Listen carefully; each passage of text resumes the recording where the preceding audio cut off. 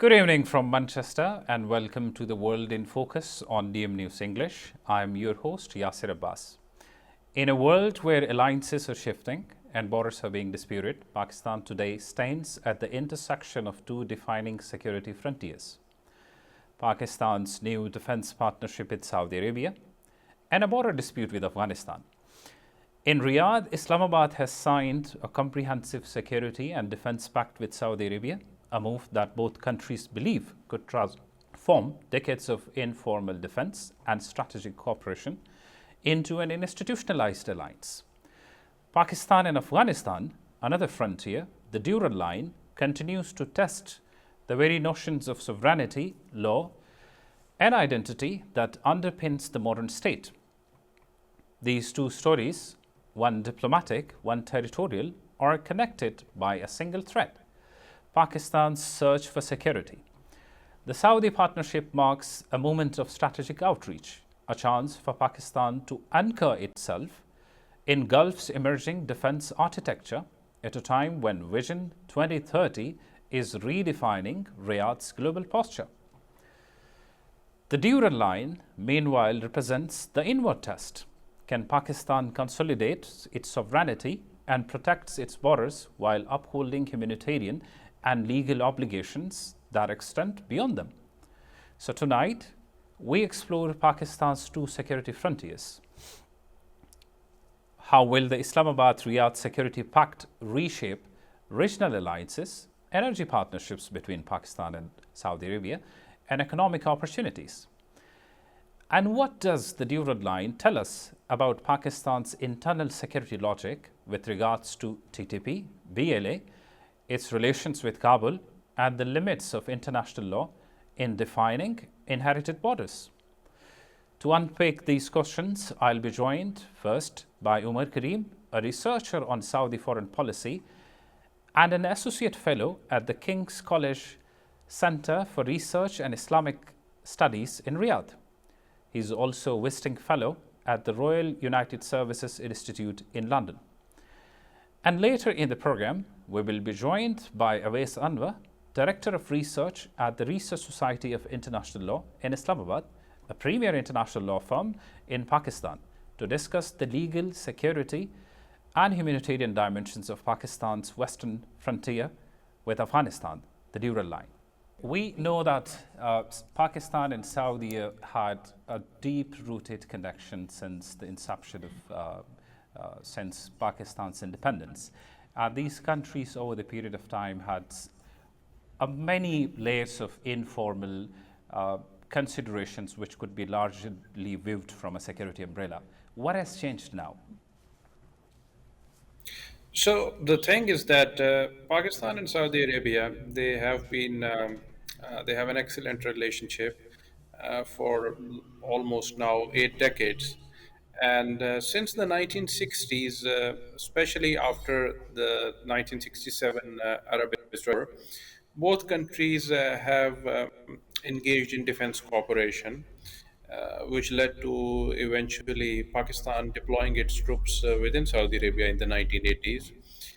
But this defense cooperation or security, you can say security partnership, was never governed by a specific defense treaty.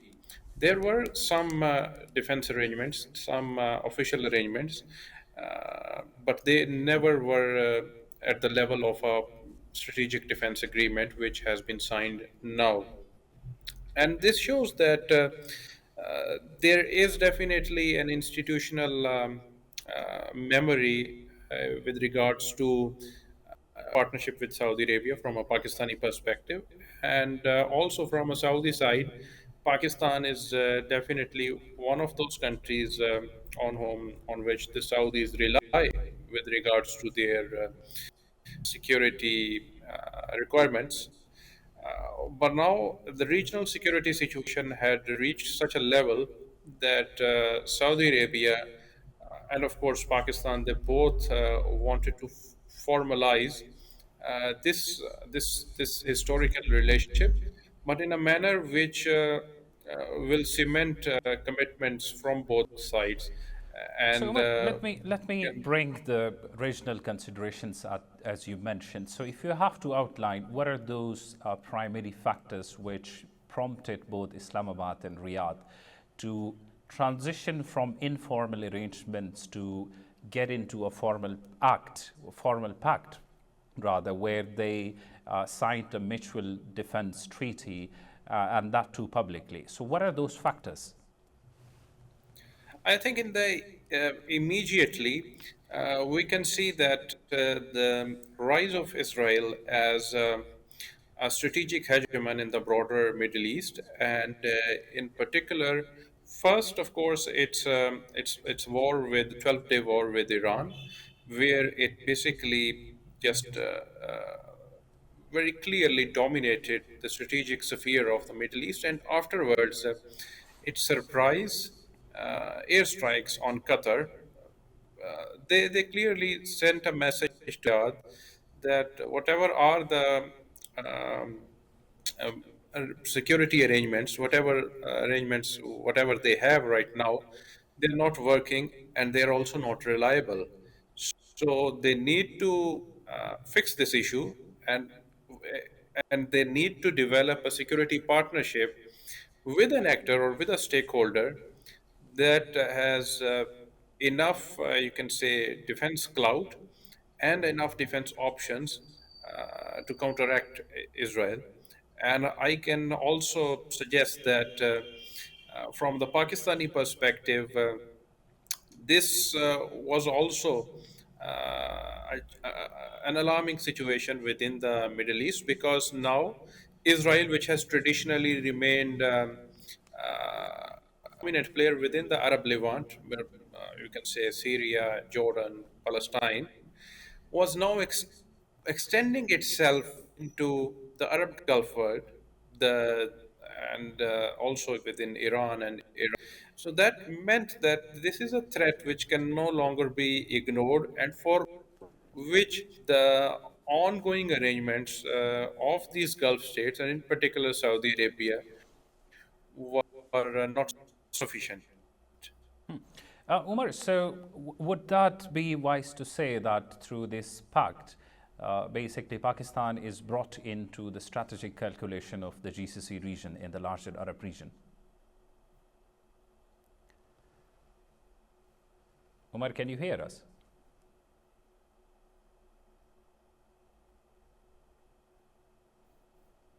अच्छा दोबारा try करेंगे. Definitely is now formally. Yes, are you? Uh, can you hear us, Umar? Can you? Your voice is breaking. I think it's a connectivity issue on your end.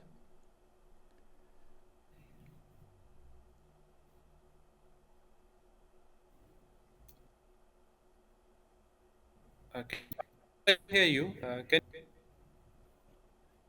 Your voice is breaking, Umar.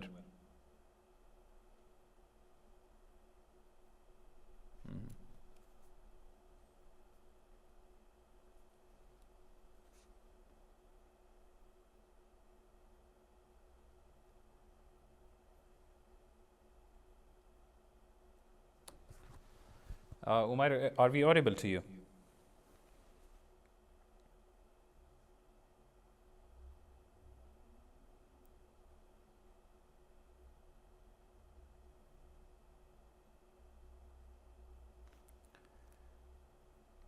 you hear me now? I can hear you, yes. We lost you halfway through. Okay, no problem. So, uh, So, with regards to my uh, question, was if I can repeat it for you, sure. by signing this agreement, signing this defense pact, do you think that Pakistan is brought into the strategic calculation of the GCC region? Definitely, Pakistan had been, in a loose manner, part of those strategic calculations. But I think that the U.S. dominance within the region, and its by its sheer presence or by its political alignments within the regional stakeholders, that was the main, you can say, main stakeholder or main actor with regards to the architecture of strategic security in the GCC. Now, Pakistan, in a partial manner, is also a security contributor within that environment because the the critical aspect which made this happen was that in this agreement there was a it is clearly mentioned that an aggression against one country, whether Saudi Arabia or Pakistan, would be considered an aggression against another. That basically binds Pakistan in a security, you can say, alliance or whatever with Saudi Arabia.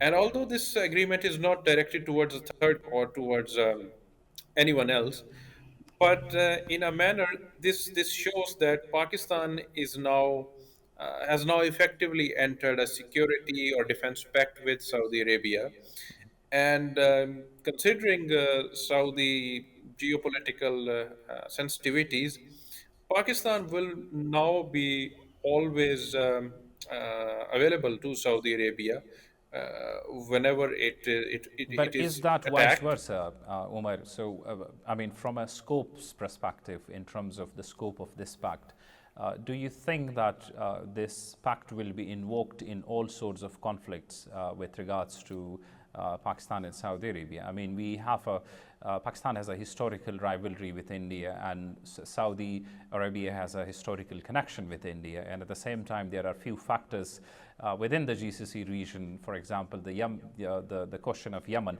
So, how do you see the scope of beyond the strategic calculation against Israel? What do you think the scope of this pact will entail for all other conflicts within GCC and also those conflicts which impact Pakistan? Interesting and critical question because one point which we need to understand is that for Saudi Arabia to give a signal towards Israel that you cannot attack, and particularly Saudi Arabia, it needed a country, it needed an ally which or which possesses nuclear deterrence, and only Pakistan was able or was fitting that criteria. But now the other thing is that by going with through the language of this agreement, this also hypothetically means that whenever Pakistan is threatened by India, Saudi Arabia would be coming to Pakistan's defense, or if we go a little bit more deep into it, that Saudi Arabia would provide whatever Pakistan needs in order to fend against an attack by India. And I think that the Saudis were in a situation where they thought that we can possibly have inside or consequences of this agreement vis-a-vis our relationship with India. But in the larger picture, they thought we need to get Pakistan on board because this is a very tight situation.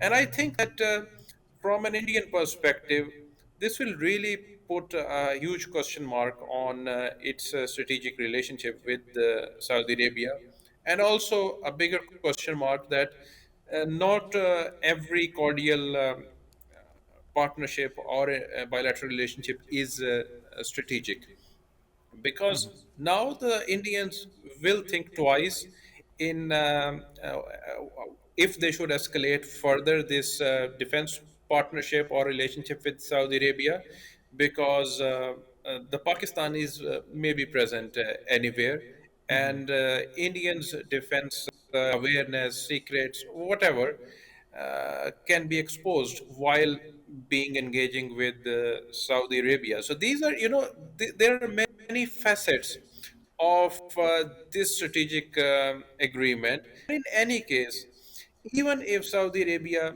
doesn't hypothetically come or provide, its financial instruments or whatever, uh, at the time of a conflict between India and Pakistan, still uh, its financial support for Pakistan or in any manner investments, etc., that can strengthen Pakistan economically or defense wise, will eventually build up Pakistan defense wise against India. So, Umar, rightly you said, as you pointed out, that this pact has an economic aspect to it. So, in the immediate run, what sort of developments you see which potentially Islamabad and Riyadh will move forward towards in terms of economic engagement? We have seen that there have been numerous bilateral visits of delegations, and just last week, Pakistan's Prime Minister was in Riyadh as well. So, how do you see the whole development in this context? So, what sort of engagements, economic opportunities that you see that both countries have a potential to work on? So, with regards to the economy or economic engagement, we need to perhaps differentiate between two sectors. One is the economy of defense, Pakistani defense, where Pakistan perhaps can get funding from Saudi Arabia to purchase advanced arms, or to perhaps manufacture advanced arms jointly with Saudis or with anyone else, but Saudis being the financial, you can say, investor in that case. So that's quite probable, and we will see that happen in future. The other thing is Saudi investments generally within Pakistan in different sectors, and while they may also happen, but the issue from the Saudi side always has been bureaucratic lacunas, bureaucratic red tapeism within Pakistan, the issues of Pakistan's traditional economic malaise, where the tax reforms have not happened, and also the economic belt tightening measures have not been taken by Pakistani side, and particularly since Saudi Arabia has been providing Pakistan with financial support since 2015, and I think till now it has given Pakistan more than 10 to 11 billion dollars in the form of simple aid or loans or investments. It has the Saudi decision makers or the people at economic helm within Saudi Arabia. They have not seen Pakistan improving economically, or or the structural environment within the Pakistani economy is pretty much more or same. And I think this is where the Saudis are not happy, and they would try to keep this strategic engagement uh, away from their economic engagement within Pakistan, or perhaps their possible investment. So when it comes to the economic sphere, the Saudis will are likely to follow economic rationale in their dealings with Pakistan, and Pakistan would be given a message to clear its house, to initiate economic reforms, to create a better environment for investors, and only then it could expect larger Saudi So you're investments or suggesting that there economic. are a lot of structural barriers within Pakistan's economic sphere, which are basically preventing not just Saudi Arabia but any other foreign direct investment in the country. Absolutely. And I am saying this because I have heard this from at least two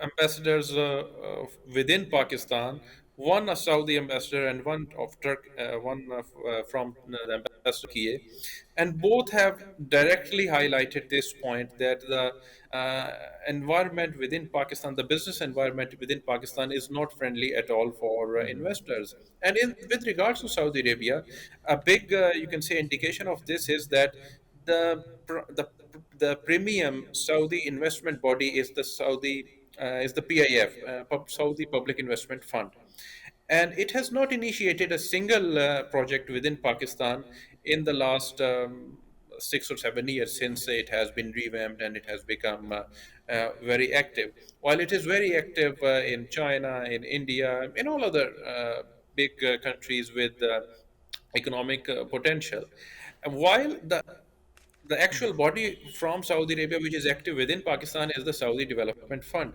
which is essentially an aid or development body and not a particularly investment oriented body. So, this gives us a glimpse of uh, how the Saudis see Pakistan economically. Umar, so going back to the diversification within Saudi Arabia with regards to its defense options, so what do you think in terms of its futuristic ambitions with regards to defense? Is this shift, is this engagement with Pakistan broadly in line with the Saudi vision of 2030? Well, to be honest, I think the Saudi vision of 2030, in a manner, it is in line because the Saudi vision 2030 is based on the premise of regional stability. Any regional instability or any war or Saudi Arabia entering any conflict will basically really be disastrous for Vision 2030 and its projects, and it will halt any hope of foreign investments on a grand scale within Saudi Arabia. So yes, Pakistan becomes a partner of Saudi Arabia defense-wise, and in a manner indirectly will contribute towards the viability of the Vision 2030. But the or the most important thing is that now Pakistani defense firms and defense industrial complex can actually become involved within the Saudi defense sphere, which had been traditionally dominated by the US or France or British firms, or even and now by Turkey. So this is a good opportunity which Pakistan shouldn't miss, and Pakistan should take advantage of this. Umar, with regards to the perception that is created within the GCC region, how do you see other important GCC countries, looking at this pact? What about UAE? What about Qatar? What about Kuwait? So, what is the larger perception within the Arab world with regards to Saudi pivot towards a strategic pact, formal pact with the state of Pakistan? So I think that most of these states, they can understand that Saudi Arabia needed to signal something towards Israel and Pakistan, especially after the May confrontation with India, has shown that it is fully capable of such a role. But I don't think so that these countries, they are really very much excited by this development. With regards to Qatar, it already has a strong relationship with the US. It has a strong defense relationship with Turkey. And actually, both of them didn't really work when Israel attacked Qatar. But then, through diplomacy, through carefully engaging with President Trump, I think the Qataris have got some guarantees from the US that this will not happen in future. With regards to the UAE, I would say that their relationship with India is so strong and so strategically embedded, economically embedded, that they cannot really afford to have such sort of an understanding or relationship with Pakistan. And recently, the Emirati army chief, he was in India, so that kind of indicated that where the UAE will be heading, or where it is oriented. Although they have good ties with Pakistani defense fraternity, but I don't think so that they would be really. This is also because of the problems and subtle tensions between India and UAE themselves. So these two countries, you can say that they have their own political orientation, which won't really be welcoming towards Pakistan getting into such a role. But it doesn't mean that Pakistan doesn't have a good relationship with them. While somebody like Kuwait, It's I think it's not exactly in the line of fire, but Pakistan also has become a bit distant from Kuwait. But there won't be any issues from the So, Kuwaiti so side. Umar, you don't see any other GCC countries looking for similar sort of engagement with Pakistan at this given time? Yes, I don't think so. There would be anything like this. So, in terms of its wider implication for the region, because the GCC and Arab world largely has been a battleground for Saudi and Iranian influence. Basically, both countries have been competing for a strategic race of dominance in the region, from Syria, Iraq to Yemen. So, how do you see this playing out in the context of Saudi and Iran relations and Pakistan's relationship with Iran, given the fact that we share a long border with Tehran? I think that this treaty has partially because the Saudi-Iran relationship has improved, has normalized, and Iran also sees that now its physical security is under threat and is under threat from Israel.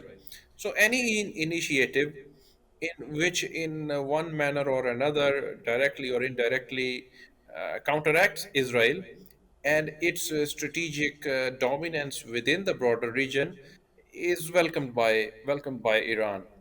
And also, I think that the Iranian strategic thinking is undergoing a shift because their traditional strategy of advanced security through employing proxies is not working anymore, and therefore they are focusing more on bolstering national defense and not engaging anymore with this sort of confrontation with their Gulf neighbors. So that's why I don't think so. There would be much of an issue from an Iranian perspective. The only problem, or the only, you can say, odd point here could be Yemen, because if the Yemeni Houthis have expressed their displeasure on this agreement, because if they restart their operations against Saudi Arabia, then definitely or hypothetically, as if we go through the wording of this agreement, then Pakistan would have to be involved. And in contrast to the threat from Israel, the threat from Israel was not a threat which needed Pakistani boots on ground. It needed something else from the Pakistani side, something in the strategic domain. But the threat from Yemen towards Saudi Arabia's borderlands or southern provinces would then, of course, need this sort of an arrangement where where you deploy the traditional or conventional military means to deter an enemy. And I think that this would be something where the Pakistanis would be a little bit uncomfortable. But for now, this is not the case, but this is a possibility in future. This brings me to my last question, Umar. So, with regards to what we discussed with regards to its potential use in Yemen and in wider conflicts within the GCC region, so what sort of risks that brings it brings to Pakistan's larger strategic calculation with after this pact? So, what are the vulnerabilities that Pakistan might experience after signing this pact with Saudi Arabia? So, this is again a very interesting question, because what this pact has done essentially is that Pakistan will not be able now to say that no, which it did say in 2015. Now, Pakistan has a binding obligation, if we may say, towards Saudi defense. And although within Pakistan there were a lot of people saying that this is a defense of the Haramain Sharif, but we need to understand that Haramain Sharif basically are two cities, Makkah and Medina, within the Hijaz province. It's not even the full province of Hijaz. But this pact is basically a commitment towards Saudi national sovereignty and territorial integrity, whether in Haramain or in Asir, or in Jizan, or in Najran, the provinces which border Yemen. The Thank issue you. for Pakistan, the possible issues can be overextension of its military, because we already know that there is now a two-front security situation for Pakistan on the east and the west. So, can Pakistan be able to open up or man a third front Another as well, front, and you then basically. yes, and just not man, but deploy its full spectrum capabilities there? Thank you so much, Umar. Thank you for your thoughts on the important development with regards to Saudi-Pak relationship. And we will now move towards a break and we'll join later with a different segment. Thank you. Welcome back from the break.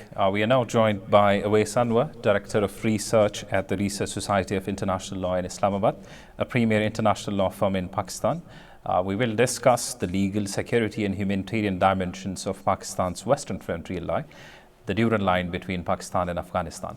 Awais, welcome to the program. Thank you very much for having me. Awais, we have seen things flaring up between Kabul and Islamabad over the last couple of weeks. I wanted to take your understanding of one aspect of that conflict, which has been the Durand line. Over the period of time, there has been a contested version between Kabul and Islamabad, where there has been a denial largely from Afghanistan to recognize it as an international border. So I wanted to know, does this historical claim carry any weight now within the context of state system in international law, in the context of Afghanistan and Pakistan now? Thank you very much, Yasir, first for having me. Just a very, short. The short answer to this is very simple. It's that no, the Afghan claim to this being a disputed territory, or that the border is not clear, frankly, does not stand the test of international law or anything along those lines. And really, it's only the Afghan position which is like this, because the rest of the global position, the Pakistani position, is endorsed, frankly, right? So the international community is clear on the fact that the Durand line, which was a border that was established by a treaty between the British and the Afghan leadership at the time. This was something that after decolonization, after Pakistan gained its independence, had gained permanence. And this is based on the principle that I'm sure you're aware of, is ut possidetis juris, which is essentially that once decolonization takes place, the administrative borders of the colonized land will remain the same. And this is been established by a number of ICJ judgments, but this is now a general principle of customary international law and accepted globally. Yeah, but there is the argument which has successive, governments in Kabul, whether it has been a democratically elected government or whether it has been the kinship in Kabul or whether it has been the Taliban. They have maintained a consistent position. And much of it, I wouldn't say it's an endorsement, but when the Qatar issued a notification or a press release where it also refrained from calling the Durand line as an established border between Afghanistan and Pakistan. So if we say that this is an acknowledged fact, why we see this a lack of inconsistency in bilateral engagements, or having a country having a foreign policy standpoint on a border dispute between two countries with which it is necessarily mitigating? So, I mean, I wouldn't read too much into the Qatari position, because, when two countries are negotiating and a third party is there as a mediator between the two, it tries to abide by both parties' worldviews, whatever they may be, however erroneous they may be, right? So, just because Afghanistan, because it is a party to this, and because it does not recognize the Durand line as an international border, maybe Qatar used that and tried to placate both parties. But that should not be read into too much. So I really don't think that is a major factor. Again, what the issue is that regardless of what the historical claims are on the Afghan, once this process of decolonization, which was a global process, this isn't, we're not just talking about Asia or Pakistan, Indian subcontinent. We're talking about South America. We're talking about Africa. We're talking about other parts of Asia. All whom utilize this principle of uti possidetis, that the borders, will be respected once decolonization happens. And there's very good reason for this. Because if, say, the colonizing power left from, say Africa or South America, and those countries, they find what would happen. This would be clear-cut warfare that would take place. And in fact, the International Court of Justice, specifically in the case of Mali, Burkina Faso frontier dispute, Yes. said that to prevent fratricide of these nascent, decolonized countries, so they don't start going in and killing each other and declaring war just to gain some level of clarity on the territory that they hold. To prevent that, we have to have this principle, and therefore it makes a lot of sense practically and in every other way. Now, if a country that is stubbornly going against a well-accepted principle of customary international law, which applies globally, right? It does not require a treaty. It is so impactful and has such value, and is so well respected. Then there isn't much that can be done there. But from our perspective, this is very clear. So there is this another argument which is, propounded by nationalists on both sides, that there are proper ethnic linkages, tribal linkages, communal linkages, and this line basically has torn them apart. So how can the whole argument of having families across the border and sovereignty can be reconciled in such an environment? So, I mean, look, first of all, this is not the first case where such, ethnic linkages have existed across borders. Borders can be managed in a very positive way, right? When you have brotherly relations with another country, when you have such strong ethnic links, you should look at it from a positive perspective initially, and then look at all the detractions. Pakistan and Afghanistan, we share a very long border, and we share a lot of ethnic linkages, linguistic linkages, and so much more. So really, what the issue that we need to look at here is how can we ensure that we can improve the linkages that facilitate, say, tribes that straddle the border, tribes that live on both sides or all around this.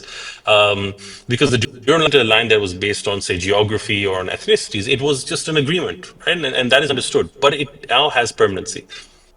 To take the Afghan position that till Atak, they it is their territory. That is a bit farcical because I don't think the people of P in Pakistan would be very happy joining Afghanistan right now, right?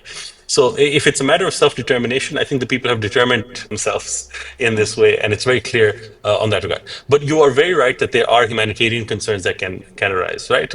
If there are border closures, as we've seen recently, when relations soured between the two countries. In such situations, what you generally do is that you try to have these sort of special cards or special permissions or special mechanisms which allow tribes who live on both sides of the border to be able to cross and meet family, and we have a lot of people who come from Afghanistan for medical treatment in Pakistan. And to be able to allow those individuals to come in and really be able to stem, say, the negative cross-border elements, that needs to be something that is weighed. But this is really an issue of border management, not something of international law that comes into to restrict, say, one country's national security concerns over, anything else. So with regards to border management, Pakistan has been working on a fencing from last many years, and for a huge part of that area has been now covered, fences which divides both Afghanistan and Pakistan. So how do you see this? There's a lot of the opposition to it from the Afghan side and also in parts of Pakistani side. Do you think that it is a legitimate or a practical thing to do with regards to basically formally drawing a line, physically drawing a line which can separate both borders? Yes, so I think that's a great point that's been discussed. First of all, when it comes to fencing, what I do on my border, inside my border, on my territory, is my issue. I have, as a Pakistan, I mean, I'm talking about the government of Pakistan, the state of Pakistan, right? The state of Pakistan has absolutely every right. If it a 100-foot statue of Mickey Mouse on its side of the border, that's its prerogative, right? That is territorial sovereignty in practice. So building a fence under international law is illegal. There's simply no regard there. The question is, not only is it legal, is there also an obligation perhaps under international law? Now, what we've seen is that this border, this fencing that we've seen has been in the works or has been, being conducted for many years now, even before this Afghan Taliban government came in. And what we heard from the previous government was that much of the Afghan Taliban, or there was cross-border terrorism that was being sponsored from Pakistan, and if not even sponsored, it was emanating. There were people who were coming from Pakistan into Afghanistan and there. So then, as an act of state responsibility, we took responsibility of actors, even if there was no proof. We took such action. We stemmed the border. We put up a fence to prevent these individuals from being able to cross, if there ever were such individuals. So now, when the tables have turned, now when we are that the TTP has found safe harbor, safe haven in Afghanistan and is crossing the border, it should really be the responsibility of the Afghan Taliban, the Afghan government right now, to be fencing its side of the border, to be strengthening this thing. Now, it doesn't matter whether this is, something that I mean, they're trying to conflate two different issues. They're saying that because we don't recognize the Durand line as a state border, we therefore do not appreciate the fencing, because that kind of concretizes or cements this notion that it is a international border, right? But the issue is that on the other side of the border, people are dying because of terrorism and because of sabotage and because of other forms of violence that is being perpetrated in Pakistan, right? In addition to that, even if it wasn't terrorism, there's massive amounts of smuggling that take place across both sides, right? Because of how porous the border is. So if one state has, at its own expense, spent millions of dollars on fencing this, I think that should be looked at as a positive rather than as a negative. Unless, of course, you don't have the best intentions. Then But it's of course, something else. the question of intention brings me to the question that why there has been so much resistance from Afghanistan in agreeing to a framework where there have been and that applies to both countries as well, having a visa regime where people are welcome to come to Pakistan or they're welcome in Kabul, but they must possess a legitimate visa. How do you see this resistance from Kabul? And we have often seen this in the shape of border skirmishes. We have often seen in the shape of protests in Chaman with a single agenda that we don't want to follow the passport regime or the visa regime. Yeah, I'm not sure about how much that is. What we clearly have is a very porous border through which individuals, and not just individuals, but goods as well, are smuggled through, right? And on both sides, right? People can enter Pakistan, people can exit Pakistan. There's only so much that either country can do to man the cross border border crossing points, sorry. And so with that, they come about a number of issues that arise, and some of them are humanitarian, that you need people to be able to cross, but some of them are security related, right, where you want to ensure that. The other issue is we have to look at the ground realities. Pakistan has been hosting millions of Afghan refugees for decades now. And Pakistan has now, because of security concerns, tried to start a repatriation program. Now that there's peace in Afghanistan, the reason for why these refugees came, that sense of persecution, that isn't there anymore. And this is classic, refugee law. That once that persecution ends, they can be returned to their home countries. And this is all within the sovereign domain of the host country when it comes to these refugees, which is Pakistan in this context. Now, the issue is how you do this. You can do this in a way where the people who are leaving your country leave in a good manner, in a systematized manner, like that, or you can do it in a roughshod manner where the people who are leaving have nothing good to say about you once they're gone. And that is my concern right now, that a lot of the people that are leaving Pakistan have been forced out, have been kicked out, have been deported.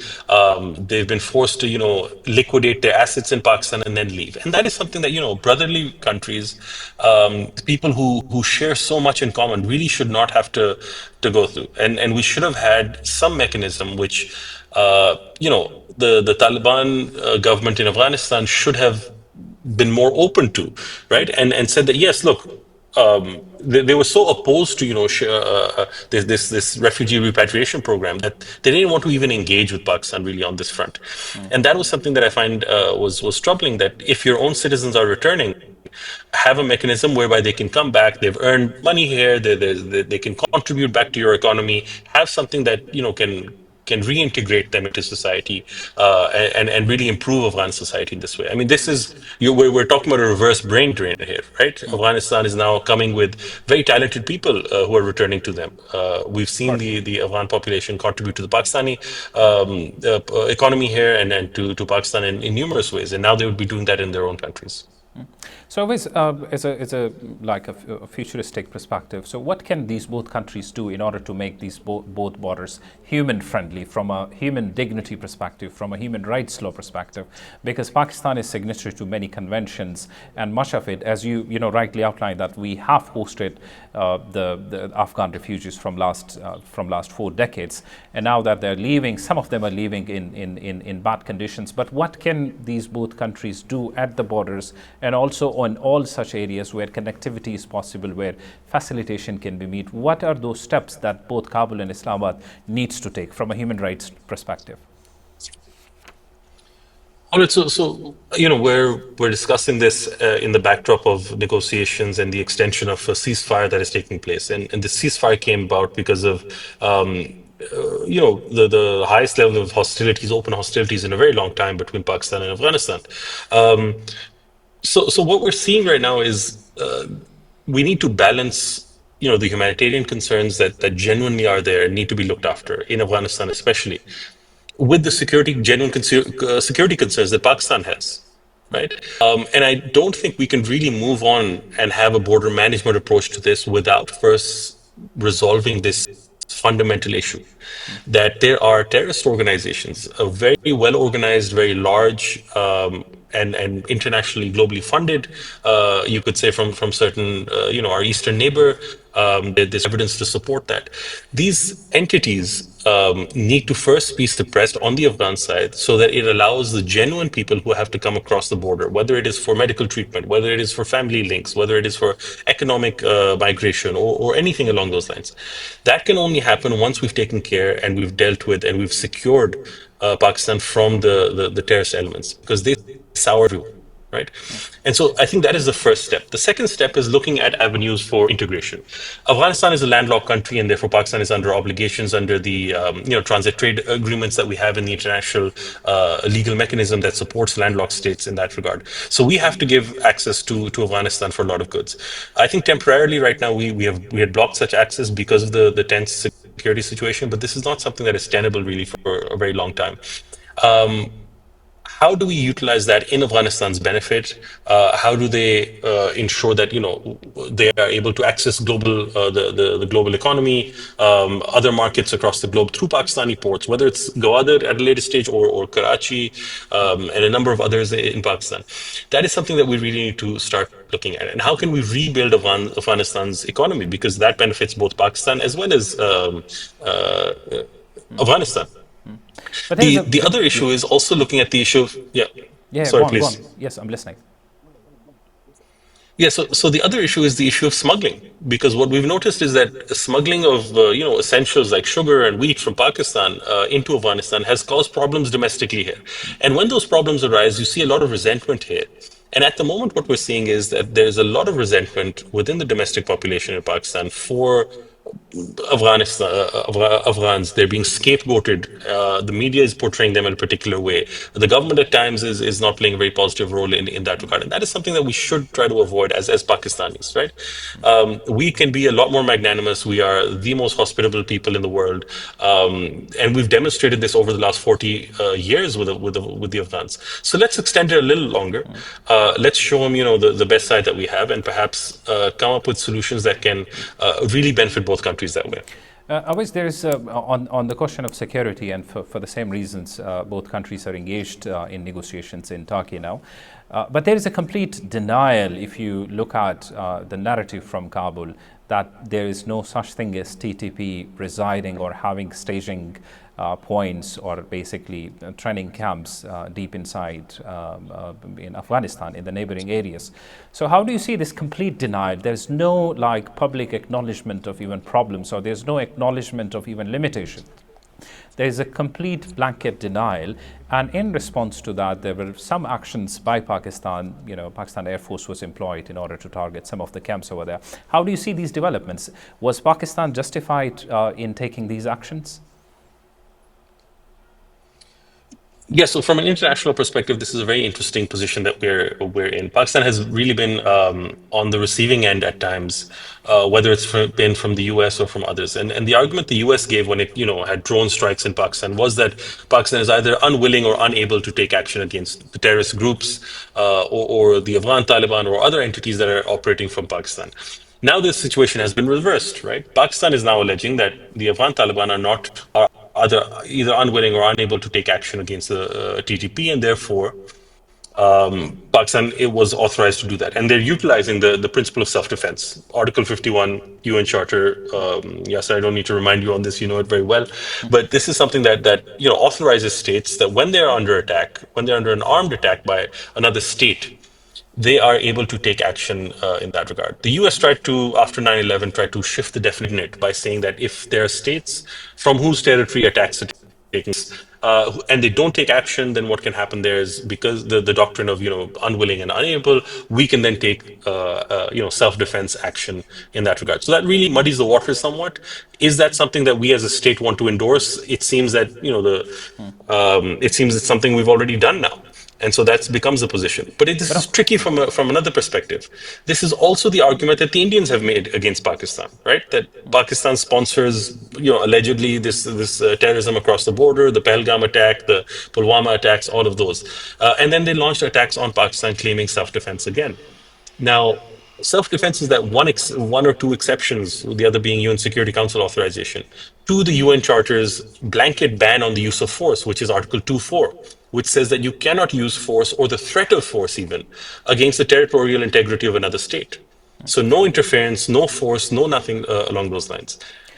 But there's some sort of, with regards to the Indian argument and, in comparison to the Kabul's argument. I mean, in terms of Pakistan and India dynamics, the issue, the point of contention has been Kashmir, and Pakistan does not recognize this Kashmir as integral part of India. In fact, we take it as a dispute, and it is in the United Nations. On the other hand, the state of Afghanistan has been acknowledged by the government of Pakistan. So, we have to draw a line between what sort of narrative that New Delhi uses as a rationale in order to justify their actions in Pakistan, and the action or the narrative that Pakistan has taken has been more or less to do with terror outfits operating in an independent country, in a sovereign country. On the other hand, the terrorist acts are by the people, or supposedly what Indian call them a terrorist acts, are by the people who are genuinely fighting for the right to self-determination. Yeah, absolutely. I think you're very right here that the distinction between the two, the issue of self-determination, where the Kashmiris certainly have that right and have been involved in a decades-long struggle for self-determination, have at times used violence and force, which is authorized under international law, really, when you're fighting an alien occupation or a war of independence in that sense. And this is not the case when it comes to the TTP. The TTP is a globally recognized terrorist group. There's simply no two ways about this, right? And because of that situation, what we're seeing now is that the legal position really isn't very strong with Afghanistan, right? It is very clear. You can take action, but don't take action. That becomes an issue. Now, this blanket denial that you speak of, that there is simply no acceptance by the Afghan Taliban, this has been the issue. This has been the core issue since they took over 2 years ago.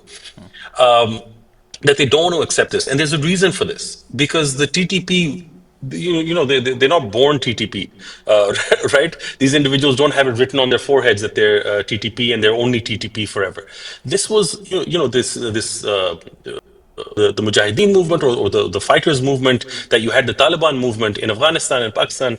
because of the nature, was very fluid and it intermixed at times, right? So you have people who today would be TTP fighters really fighting for the Afghan Taliban, fighting against the Americans at one point, or the ISAF forces, or the Afghan National Army at that time, right? And then they would come, find funds or sources and resources, and then try to attack the Pakistan Army because they were causing problems for them, or whatever issue it was.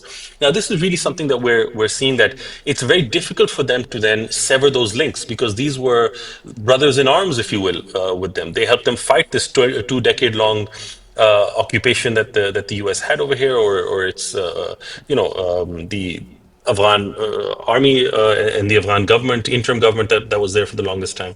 So all of these are issues that really haven't been resolved. This is really the reason why there is so much reluctance in the Afghan Taliban from recognizing that they have a problem, one, and secondly, taking action against them. So the recognition has to lead to the action eventually. And I think the entire negotiations hinge on this particular thing. So Istanbul is going to be useless until Pakistan gets an acceptance, a public acceptance that, yes, this is a problem and we're going to take action. Mr. Awais Anwar, thank you so much for your insights. Thank you. Always.